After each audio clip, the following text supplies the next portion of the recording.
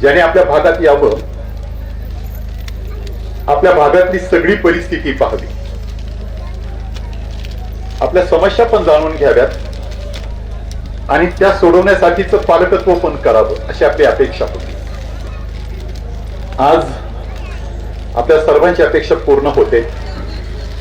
सगळा भाग पाहत पाहत प्रत्येक भागात ठिकाणी थांबत इथपर्यंतचा प्रवास करत इथपर्यंत आले ते महाराष्ट्र राज्याचे भूतपूर्व मंत्री आणि काँग्रेस पक्षाच्या विधिमंडळ पक्षाचे गट नेते आदरणीय बाळासाहेब थोरात साहेब,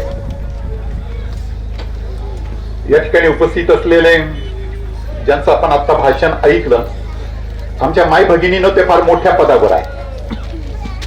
तुमच्यावर कोणता पण अन्याय होऊ द्या तर त्याचं कायदेशीर पातळीवर परिमार्जन करण्याची एक संधी त्यांना आहे. त्या महाराष्ट्र राज्याच्या महिला आयोगाच्या सदस्य आहेत. त्या उत्कर्षाताई रुपवते, मीनानाजी पांडे साहेब वागचौरे गुरुजी, त्यानंतर शिवाजीराव नेहे आणि दोन्ही भावांच्या नावाचा उल्लेख मी मुद्दाम करेल. अमित भांगरे आणि सतीश दादा भांगरे दोघे पण बंधू आहेत. दोघे पण आज व्यासपीठावर आहे. भांगरे परिवाराचं या भागाचं नेतृत्व आपल्याला काही नवीन नाही. या दोघांना पण गोपाळराव भांगरे, यशवंतराव भांगरे, अशोकराव भांगरे आणि भांगरे परिवाराचं या तालुक्यासाठी समाजाच्यासाठी जे योगदान आहे, त्याग आहे, सदैव आपल्या कुटुंबातले ते प्रमुख राहिलेले आहेत. ही परंपरा तुम्हा दोघाही भावांना पुढे चालवायची आहे. सर्वच मान्यवर व्यासपीठावरचे सर्वच उपस्थित मान्यवर बंधू भगिनी,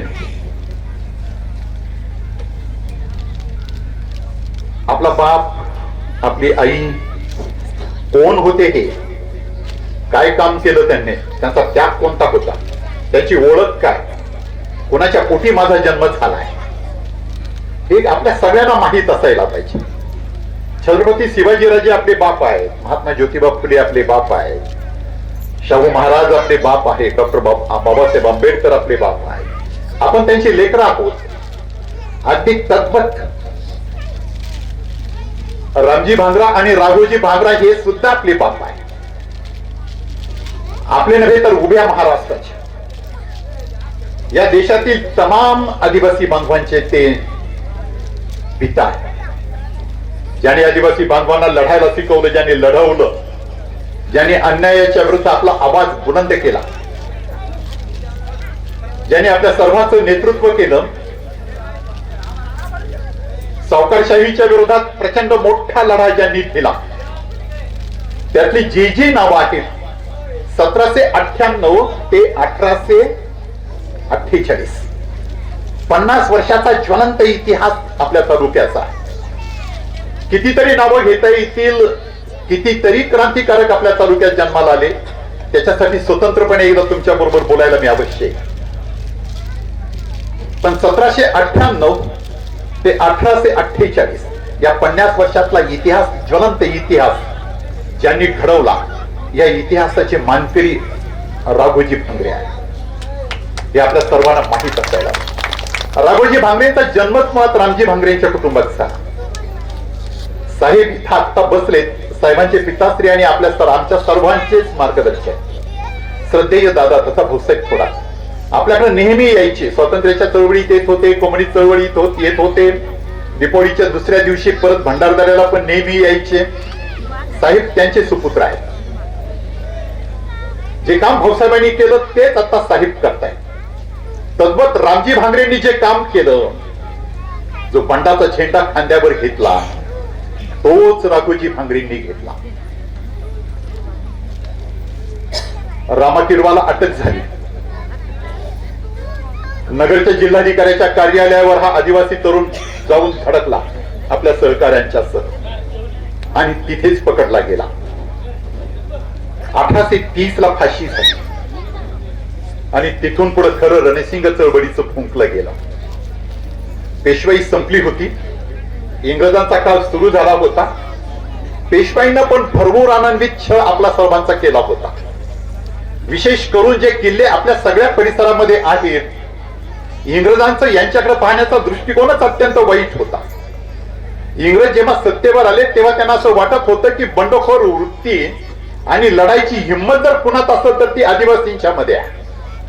म्हणून पहिल्यांदा जर नामोहरम कुणाला करायचं ते आदिवासींना पहिल्यांदा करायला पाहिजे, हे त्यांनी हेरलं होतं. आणि म्हणून त्या सगळ्यांचं लक्ष शिवनेरी आणि शिवनेरीच्या जवळच्या सगळ्या किल्ल्यांकडे होतं. रतनगड आणि सनगड किल्ल्याच्या परिसरात काय होते याच्याकडे ते डोळे लावून बसलेले असायचे. जेव्हा रामाजी किरवा गेले, राघोजीचे वडील रामजी यांच्या खांद्यावरचा झेंडा राघोजीने आपल्या खांद्यावर घेतला. आम्ही म्हटले त्याप्रमाणे त्यांना फार मोठी नोकरी इंग्रजांनी दिली होती. त्यांना भीती वाटत होती त्याच वेळेला राघोजीची, पलदंडाने ओमदा तरुण आहे, हा नक्कीच काहीतरी करेल, म्हणून त्याला मोठ्या इंग्रजांच्या नोकरीमध्ये अडकून टाकलं होतं. पण नोकरीच्या बेड्यामध्ये अडकेल तो क्रांतीवीर कसला. समाजाचे एवढे अन्याय अत्याचार ते पाहत होते, स्वतःचा अपमान पाहत होते. नोकरीत असताना मी आज क्षणोक्षणी अपमान पचवतोय. या नोकरीत काही पण राम नाही. एक दिवस नोकरीला लाथ मारली आणि सनगड आणि रतनगड किल्ल्याच्या परिसरात बंडाचा झेंडा फडकला. तो राघोजी भांगरे आहे, ते आपल्या सर्वांना माहित असायला पाहिजे. राघोजी भांगरेचे प्रामुख्याने 2-3 गोष्टी फक्त लक्षात आपण घेतल्या पाहिजे. पहिली गोष्ट, सावकारशाहीच्या विरोधात ते पहिले लढले. ही पहिली गोष्ट. सावकारशाहीचा जन्म कसा झाला, अमितनं त्याला स्पर्श केला. इंग्रजांनी पोचलेले त्याच्या गावातले हे सगळे धनदांडगे होते जे सावकारकी करीत होते. या सगळ्यांनी इंग्रजांनीच निमित्त करून दिलं होतं. शेतसारा वाढवला होता आणि तो रोख भरायची सक्ती केलेली होती. तो शेतसारा इतक्या प्रमाणावर मोठा होता की सावकाराच्याकडे पैसे घ्यायचे आणि मग तो सरकारचा, इंग्रज सरकारचा शेतसारा भरायचा. आणि मग कर्जाचा रस्ता दिसला, कुटुंबात कितीतरी अडचणी यायच्या, सावकाराकडे जायचं, पैसे घ्यायचे आणि त्यानं मात्र प्रॉमिसरी नोट पासून आपल्या सगळ्या जमिनी लिहून घ्यायच्या. इंग्रजांनी पुढे जाऊन त्यांना रस्ता मोकळा करून दिला. नाही आदिवासींनी पैसे भरले ना, त्यांच्या जमिनी बळकावण्याचे अधिकार, त्यांचा ताबा घेण्याचा अधिकार. कोर्ट पण इंग्रजांचं होतं. कोर्टाने हुकुमनामे दिले आणि सगळ्या आपल्या जमिनी या सावकारांच्या घशात गेल्या. सावकारांनी तेवढ्यावरच थांबले नाही. मी फक्त जवळचं उदाहरण देईल. खाली जर तुम्ही तळ कोकणाच्या खाली उतरले तर तिथं जो काही समाज आहे त्या समाजामध्ये आई, मुलगा पण आणि त्याची पत्नी पण सावकाराकडे काम करायची. म्हणजे माई माऊली आहे समजून घ्या. पत्नी तेवढ्यावर थांबत नव्हती. जर त्या सावकारानं घराचा जर वाड्याचा दरवाजा जर आतून लावला तर त्याच्या आत मोठा एक आसोड असायचा. त्या आसोडानं पहिल्यांदा नवरा फटकायचा आणि नंतर बाईवर. आणि बाईनं ऐकलं नाही तर फटके खायचे, नाही तर मग सावकार म्हणत तसं करायचं. इथपर्यंत टोकाला गेलेली जी काही समस्या होती तिच्या विरोधात दंड थोपटणारा पहिला वीर होता ते राघोजी भांगरे होते. हे तुम्ही सर्वांनी पाहिलं पाहिजे. राघोजी भांगरेंच्या विरोधातलं बंड होतं ते सावकारशाहीच्या विरोधातलं बंड होतं. सावकारशाहीच्या विरोधातलं बंड इतकं पेटलेलं होतं की राघोजी भांगरेंचं सगळं बंड केवळ फक्त आपल्याच भागात नव्हतं तर जवळजवळ शिवनेर प्रांत जो आहे, ज्याला म्हणतो आपण की या बाजूने त्र्यंबकेश्वर तर त्या बाजूने भीमाशंकर, इतक्या सगळ्या भागामध्ये राघोजीचं बंड व्यापलेलं होतं. राघोजीचं बंड मोडून काढण्याची जबाबदारी इंग्रजांनी मॉन्टेन सिंग या एका कॅप्टनवर सोपवलेली होती. प्रचंड मोठी कुमक इंग्रजांनी त्याला दिली होती आणि कोणत्याही परिस्थितीत राघोजी भांगरे पकडला गेला पाहिजे यासाठीचे प्रयत्न सुरू केले होते.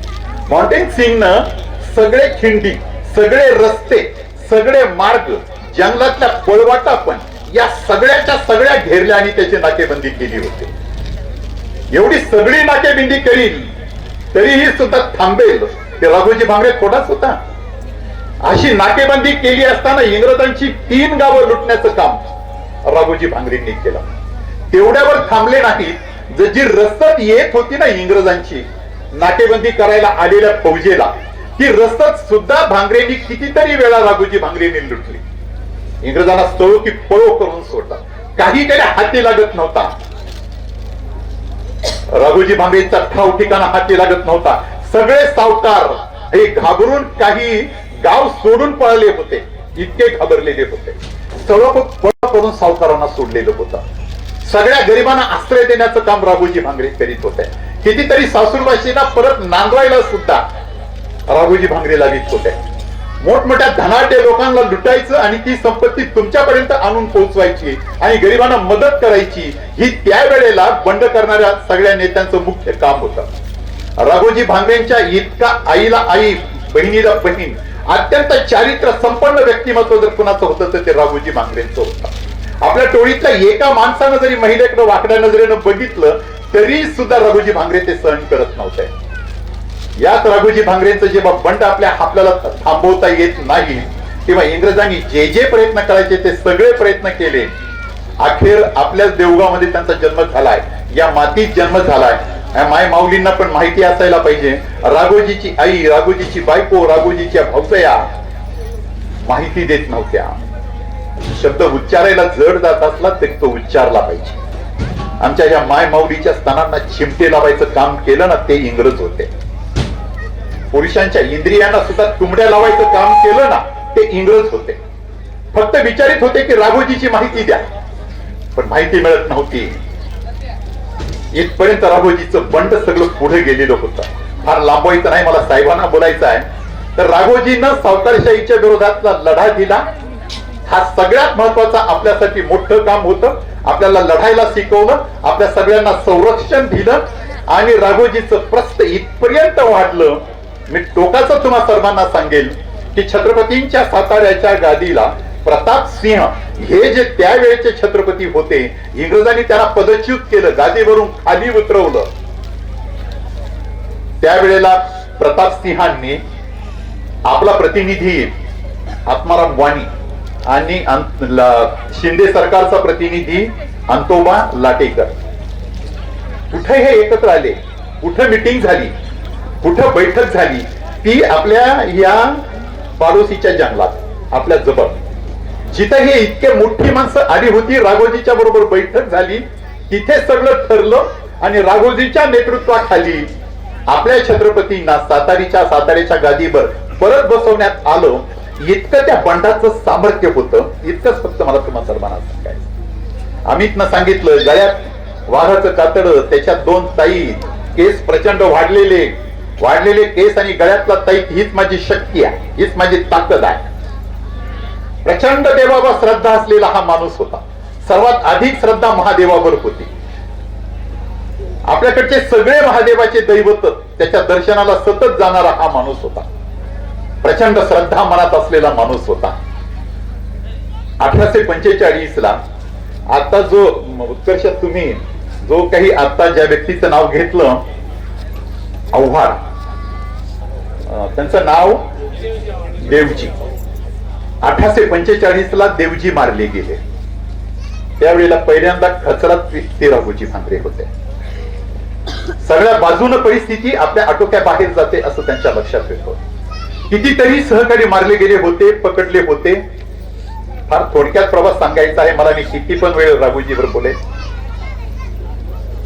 1845च्या नंतर राघोजीला असं वाटायला लागलं, माझ्या केसात असलेली ताकद आणि माझ्या गळ्यातल्या ताईताची ताकद, ही ईश्वरी अशा प्रकारची शक्ती मला प्राप्त झाली होती, ती कमी पडते की काय अशी भीती त्यांच्या मनात तयार झाली.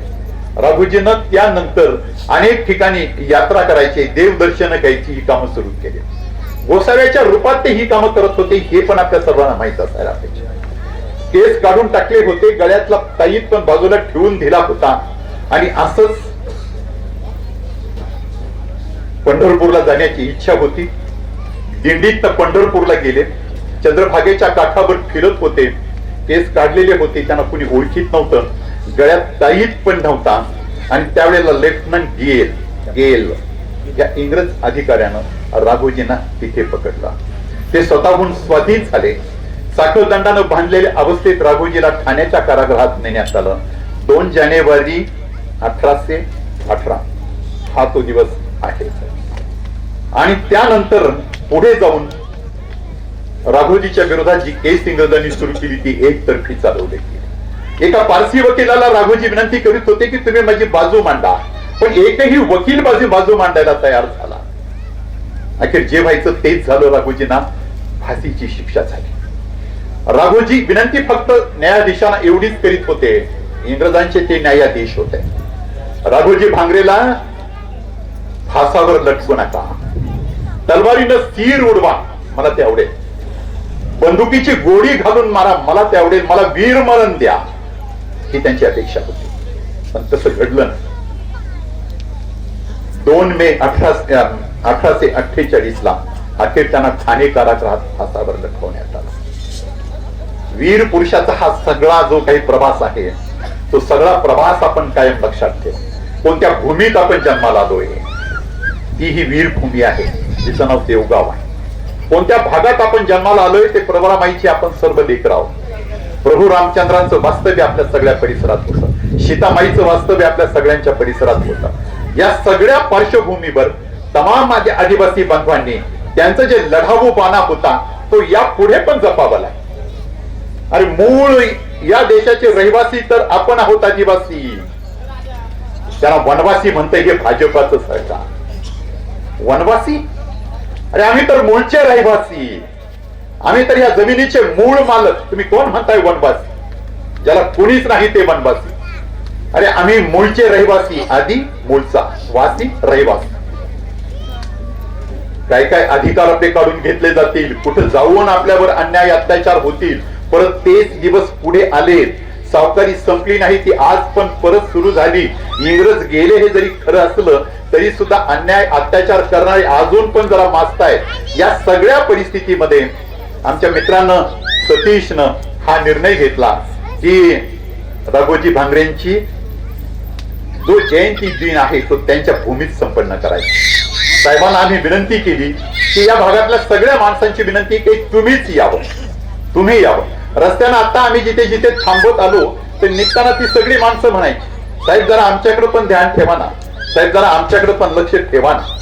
आपल्या सर्वांचं आता आपलं हेच मागणं आहे. साहेब तुम्हाला ह्या तालुक्याचं आणि आदिवासी भागाचं पालकत्व करावंच नाही. आमच्या पाठीशी तुम्हाला खंबीर उभं राहावंच नाही. आज कुणाकडे पाहावं, कुणाकडे जावं, कुणाकडे दाद मागावी, कुणाच्या आश्रयाला जावं, आज आमच्या सगळ्यांची आज एक संभ्रम स्थिती आहे. यातून बाहेर पडायचं असेल तर साहेबांना सुद्धा फार इच्छेनं ते आले. मुंबईतले कार्यक्रम आणि जे काही निवडणुका चालू आहेत काही राज्यात, ते कार्यक्रम सोडून ते आले. पण त्यांना यावं हे मनापासूनची इच्छा होती, ते आले. त्यांचं स्वागत करतो. दादा तुम्ही त्यात भाग घेतला, तुम्हाला पण विशेष धन्यवाद देतो. तुम्ही पण भावाच्या मदतीला आणि या भागाचे करते आहात. तुम्ही पण आलात, तुम्हालाही धन्यवाद देतो. तुमच्या उपस्थितीबद्दल बराच वेळ वाट पाहावी लागली म्हणून जरा उशीर झाला, ही गोष्ट खरी आहे. पण तरी साहेब आले, आपण तोपर्यंत थांबलात, तुमच्या प्रती पण धन्यवाद व्यक्त करतो. आणि हे सगळं काम साहेब जो करीत होता ते सगळे रजनीकांत भांगरे आहे. माझी एकच विनंती आहे की त्यांचा एक सन्मान तुमच्या हाताने व्हावा. रजनीकांत भांगरे आपण पुढे यावं. फील्डवर ज्यांनी काम केलं ते रजनीकांत आहेत, या. आणि त्यानंतर आदरणीय साहेबांना विनंती करतो. Shri Swami Samarth cloth and matching centre तसेच श्री स्वामी समर्थ एंटरप्राइजेस या होलसेल साडी दुकानात दिवाळी निमित्त स्पेशल दिवाळी ट्रिपल धमाका ऑफर सुरू. एक साडी खरेदी करा आणि एक साडी अगदी मोफत मिळवा. तसेच 1000 रुपयांची खरेदी करा आणि मिळवा 2000 रुपयांचा चक्क कॅशबॅक. खरेदी करा आज कोणतेही वस्त्र आणि पैसे द्या 6 महिन्यात EMI सुलभ हप्त्याने. याशिवाय दररोज हमखास जिंका 1 नाहीतर 2 पैठणी तसेच 500 बक्षिसांचा भव्य लकी ड्रॉ. आमच्या दुकानाची वैशिष्ट्ये: वाजवी दर, उत्तम दर्जा, स्वतंत्र जेंट्स विभाग, साड्यांचे स्वतंत्र होलसेल दालन, होलसेल दरात रिटेल विक्री. चला तर मग आपली दिवाळी साजरी करूया Shri Swami Samarth cloth and matching centre तसेच श्री स्वामी समर्थ एंटरप्राइजेस या वस्त्र दालनासोबत. शाखा number 1 Shri Swami Samarth matching and cloth centre, Agasti complex, 2रा मजला, बाजार तळा शेजारी, अकोले. शाखा number 2 Shri Swami Samarth enterprises, Bhingare godown शेजारी, दत्त मंदिर रोड, अकोले, तालुका अकोले, जिल्हा अहमदनगर. संपर्क 7588513133 किंवा 9423388360.